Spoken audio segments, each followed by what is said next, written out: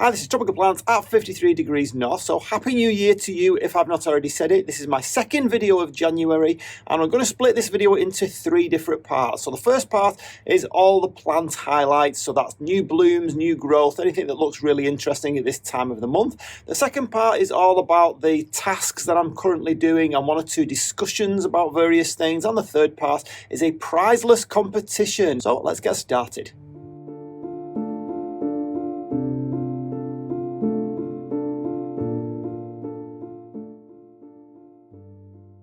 And we are in. Okay, so we're going to look at one or two highlights that's going on at this time of the month.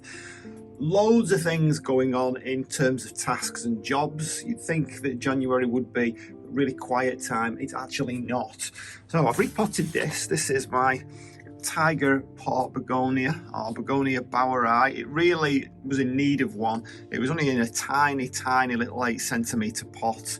And you can see it does actually change when it comes round to winter. It's looking a bit paler, it does lose a few leaves, down to 12 degrees at the moment. So obviously it will come much better when it comes round to summer, but you can still see loads of interest in there. Certainly lots of eyelashes going on. You can see why it's called the eyelash begonia. I really like that, and I think it's a rhizomatous one, looking at the rhizomes creeping off there. This was a really tricky one to pot because the rhizomes are kind of shooting off in all directions. This is one of those. I've seen Monty Don do this on Gardener's World a number of times. I'm sure he got it off somebody else, where you just simply take the pot, the 8cm pot, you take the begonia out of it, so you take the pot and you put it inside the new pot, just plonk it inside and then completely fill the whole thing with compost. Take the pot out and then you've got like a nice little cutout there for your plant to go in. So then you can take the plant and just plop it in. So then you don't need to be trying to lift all the foliage and the rhizomes up to get the media down the side. So that's a good little trick, and it worked really well for this one.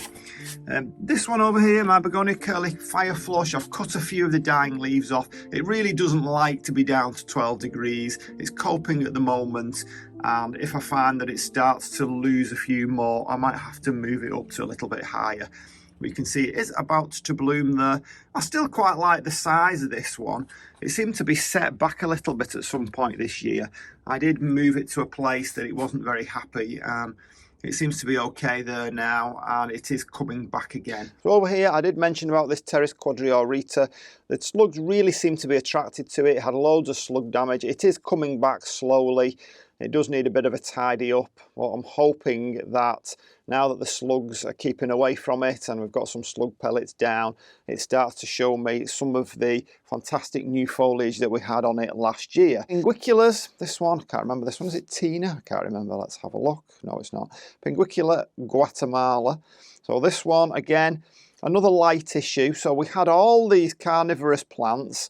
So what have we got here? So we've got Pinguicula, we've got cephalotus, we've got various sundews, we've got some Venus flytraps, we've got a couple of Nepenthes.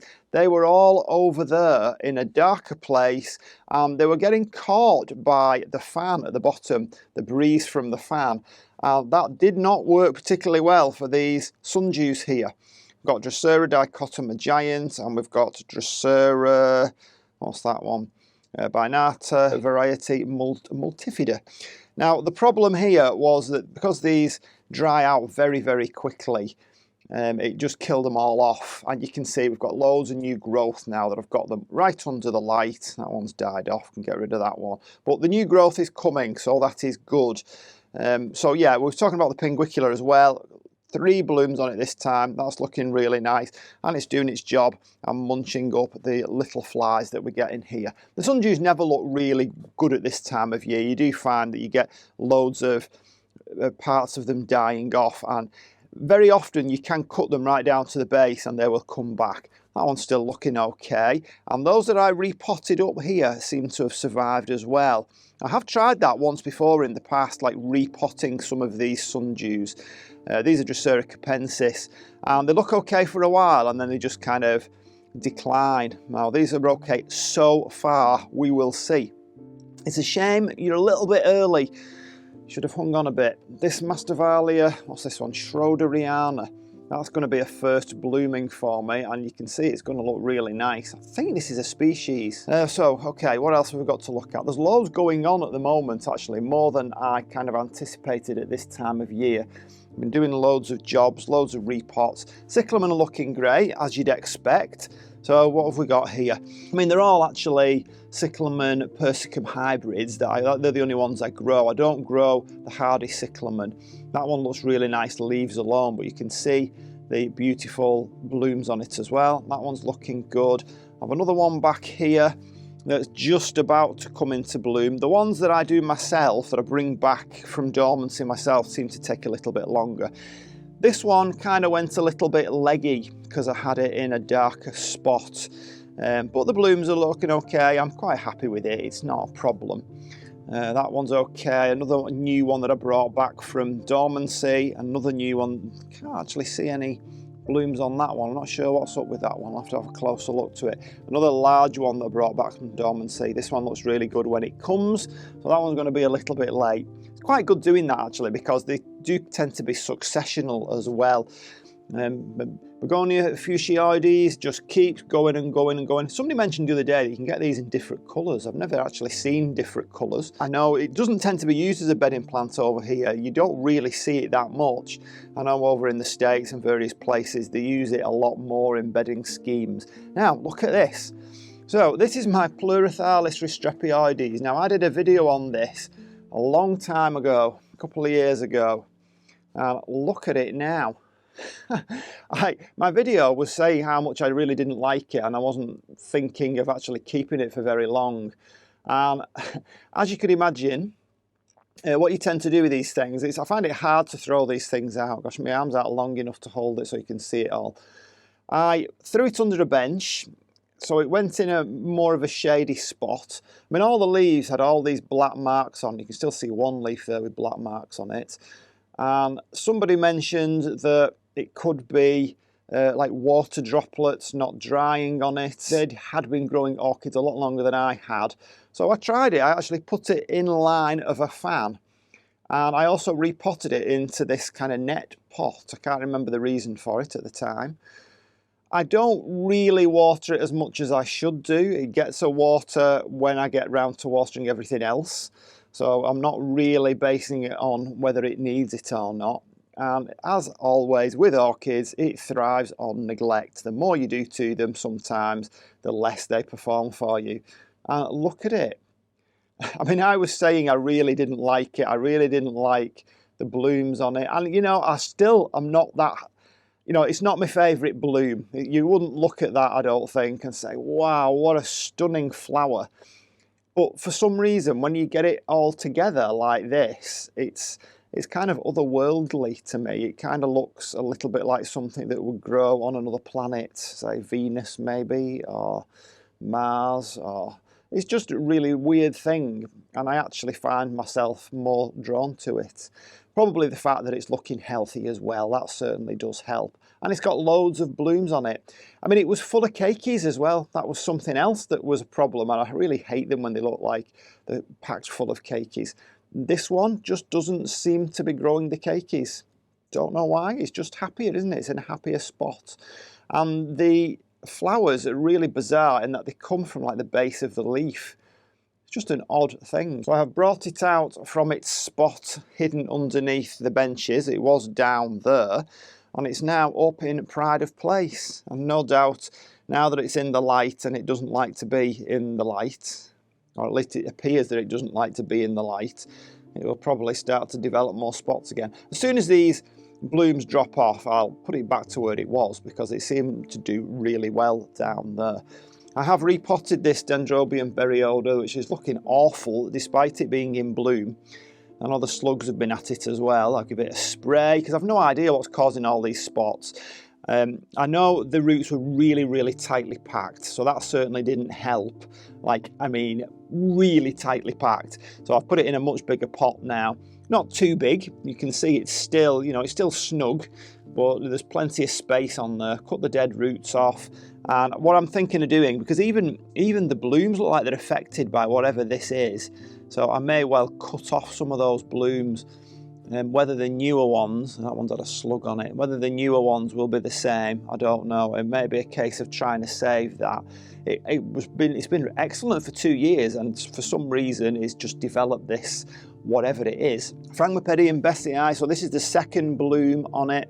Absolutely beautiful thing. This is slightly smaller than the first bloom, but you know, if you've never grown Phragmipediums before, I mean, this successional blooming is well worth it. I mean, this one that Ed gave me, this is the first month that it's not actually been in bloom. It bloomed for a full year almost, non-stop, like one after the other, after the other, after the other. Again, suffering a little bit from the winter temperatures, but I'm sure that will come back soon. Now, another couple of spikes there, hopefully they will come soon. Right, Streptocarpus up here. Now obviously I've been going through, at this time of year, Streptocarpus, it's all about tidying them up and making them nice for next year.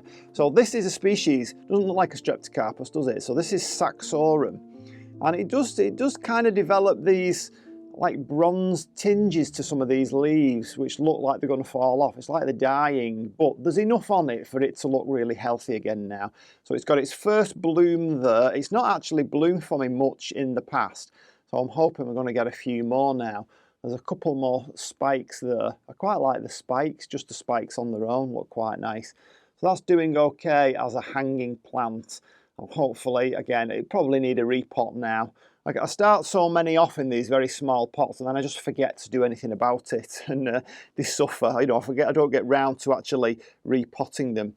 I've Dracula in the corner there. That's going to bloom. You know, whenever I do these videos, I always feel like I'm pointing loads of things out that's going to happen rather than that's actually happening at the time. But I suppose that's what growing plants is all about, isn't it? It's all about looking to the future.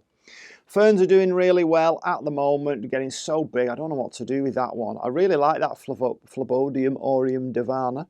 However, it's just too big for that spot, and I just don't know where to put it. Maybe that can be one that goes in my new warm growing area. Okay, so we're over here again, another species Streptocarpus. So this is Streptocarpus dunnii.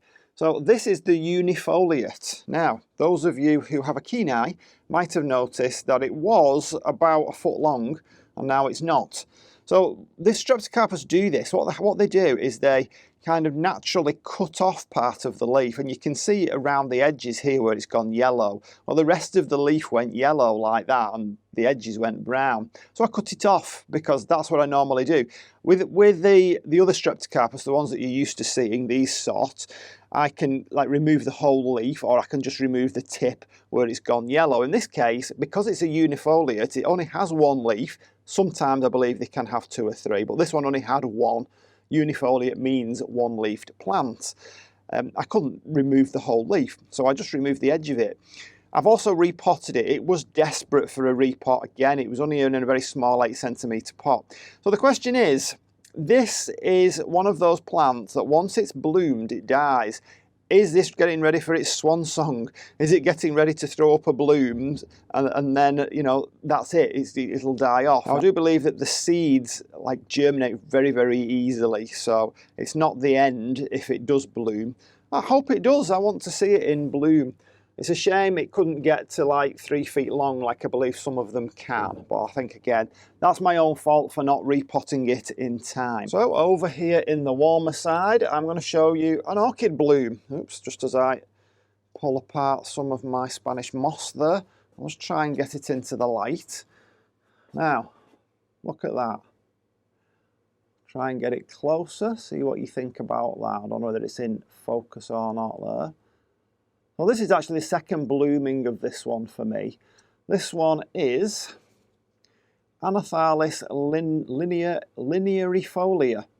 So I've had that since 2020. So we've had it just over 2 years now. I believe there is another name for it. I think it's in the Pleurothallis family or the same kind. Actually, there's another bloom spike on it there. It's so flipping small. So I'm not sure how I feel about it. I'm not sure whether I like it or I don't. I mean, I suppose if you can really get in there with a magnifying glass, it is quite pretty. It just doesn't make much of a statement. What do you think of these kind of things? I know some people love the little tiny things. What's going for them in terms of they're easier to look after, aren't they? They're really easy to you know, find a space for. If it's a great big massive plant, then where do you put it? So yeah, that's a new orchid bloom there. While we're over on this side, the Tulumnias are doing really well. I keep thinking it's going to spike. I thought that was a spike there in the middle, but I think it's just another new growth. So we'll see anyway, we'll see what happens. They are certainly growing well. So the first of my Hippeastrums is out. So this one is Charisma, looking really, really pretty as usual. I mean, if you can call that pretty, it's more blousy, isn't it? I tend to think of the word pretty as being something quite small and delicate, whereas this certainly isn't small and delicate. It's massive, it's in your face. I'm surprised more people don't grow them, actually. Absolutely beautiful thing. And I've got another 3 pots there waiting at various stages to do their thing. Can't wait for this one. This one's always my favourite. Another 3 pots down there. I've put them on there because really they prefer to be at least 18 degrees Celsius. Now I'm only keeping this to like 15 degrees Celsius. So I thought, right, well, we've got this propagator on anyway because I'm propagating some Diplodenia there, some Mandevilla I should say really. Diplodenia was supposedly retired in 1933. So I'll put them on there just to give them that bottom heat. While we're talking about the Mandevilla propagation, so this is my actual second pot here. Now that they've been in a few weeks now, they're doing really well because they've got that bottom heat. My first pot, because I've not actually got the propagator out, I had them over here and it just wasn't warm enough for them. 15 isn't warm enough for them and they died off. I know I've showed this before, Aeschynanthus, but it's looking better and better. I think the last time I showed it, it only had 1 bloom out. So I'll just see if I can kind of reach the camera over there so you can have a good look at those blooms. And we will just kind of pan upwards a little bit. It's all kind of tangled up with the Hoya, but it does look particularly nice at this moment in time. Again, that was only in a very small 8cm pot. I have repotted it into a bigger one, despite the fact that it's actually in bloom now. I thought, well, you know, you're not disturbing the roots, so it's just a case of knock it out of the pot and put it into a bigger one. So it doesn't really know that it's been repotted, apart from the fact that it can breathe a little bit better. These Nepenthes, now these won't actually have to go over into my new warm growing area because the temperatures are really a broad range of temperatures that they can grow in. I'm getting another intermediate picture here. It's looking a little bit more like an upper. It's very small, or not very small, but it's smaller. You can see the different colours compared to the darker lower pictures. And when it opens up, you'll see a more coloured peristome, a little bit like that one over there. The darker, wider peristomes, they're the lowers. Now this one, I'm letting this one vine a little bit, so it started shooting off up. So I think I'm going to leave that one. I know these are both vined in the past and they've both produced flowers for me. Now at the time, I wasn't really aware that they can either be male or female. I wasn't interested at the time. I just cut them off because I prefer to get more pictures. But I thought it'd be quite nice to see an upper picture. Oh, you know, I just noticed that. I've not actually noticed that one. Now that one does seem to be more of an upper picture size, so that may well turn out to be an upper picture. That'll be interesting to have a look at. Thunbergia, looking really nice. I've got blooms all over the place. This thing is shooting off in all directions. It did have the spider mite. You can see now it's not quite as spotty as it was. These leaves have regained some of that green vigour, and we've got the beautiful blooms on it. It's a highlight plant. I have got another light in here now, so it might actually do better than it's done for me in the past. It's just all about trying to keep that spider mite at bay. I know spraying it doesn't kill them all off. They always come back again. I've just got to keep my eye on it. Now that I know what the problem is, I can very rarely see this. I mean, spider mites are really tiny things. Somebody did say to me actually, oh no, you can't see spider mite, you can't see. I could see spider mite. I promise you I could see them at some point. I can't see them anymore, but I could at one point. I could see them moving about. They're very small, but they're not too small to see with the naked eye if you've got good eyes.